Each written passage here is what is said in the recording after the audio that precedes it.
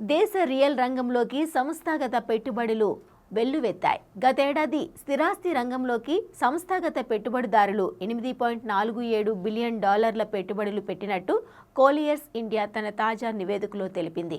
2024లో వచ్చిన $6.56 బిలియన్ కంటే ఇది 29% అధికమని పేర్కొంది.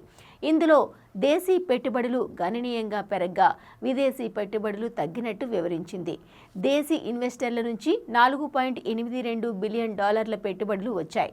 2024లో వచ్చిన $2.24 బిలియన్ తో పోలిస్తే 120% అధికమని పేర్కొంది.